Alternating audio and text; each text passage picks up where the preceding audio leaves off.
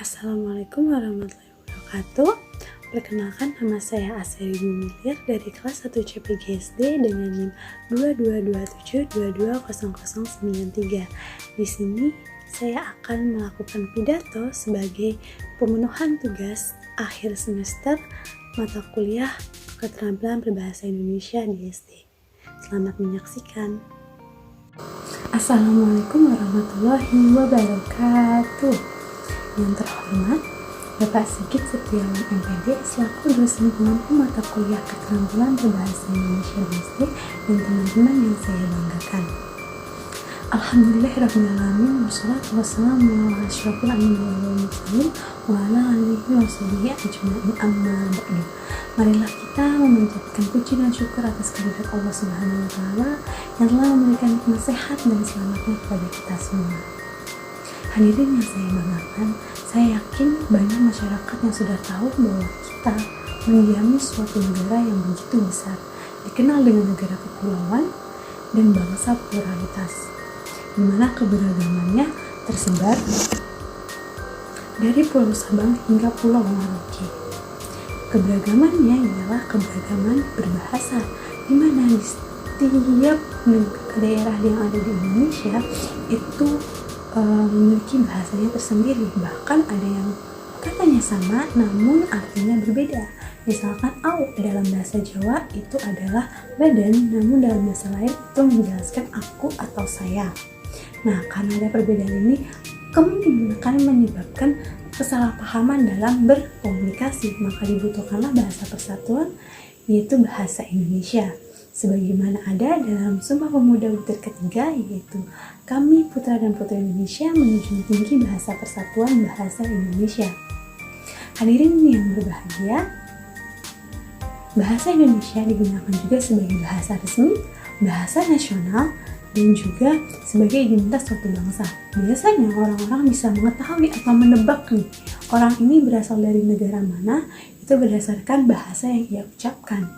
Penggunaan bahasa Indonesia sendiri sekarang ini telah tercampur oleh istilah-istilah gaul atau kata-kata yang dipersingkat atau dihilangkan beberapa hurufnya.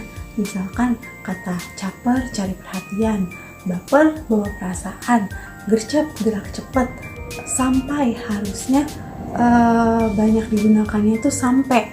Nah, makanya dari itu kita harus membiasakan diri menggunakan bahasa Indonesia yang baik dan benar, karena ini akan berpengaruh pada kita. Dalam situasi formal kita akan merasa kesulitan untuk menggunakan bahasa Indonesia yang baik dan benar.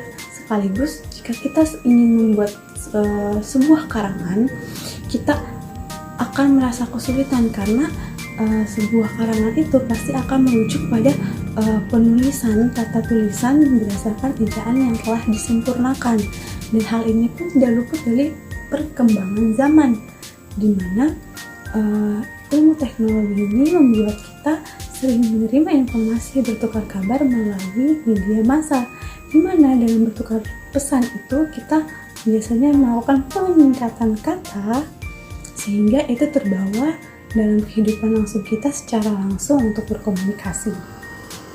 Hadirin yang berbahagia, penggunaan bahasa Indonesia itu telah banyak digunakan, bahkan di beberapa negara itu sudah dimasukkan sebagai bahan pembelajaran untuk jenjang S1. Misalkan di University Leiden itu ada di Belanda, University of Sydney, dan University of Melbourne itu ada di Australia.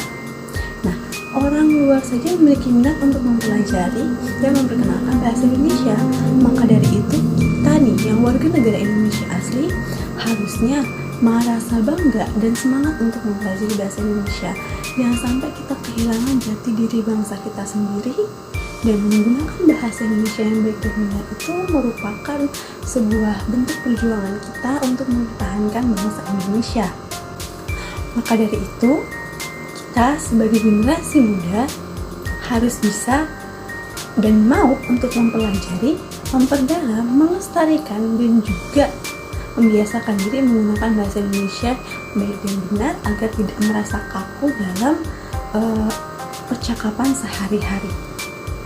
Sebelum saya akhiri, saya memiliki pantun. Anak burung kakinya dua, hinggap di ranting berjalan. Kalau cinta Indonesia, pakailah bahasa Indonesia yang baik dan benar. Sekian dari saya, kurang lebihnya saya mohon maaf. Wassalamualaikum warahmatullahi wabarakatuh.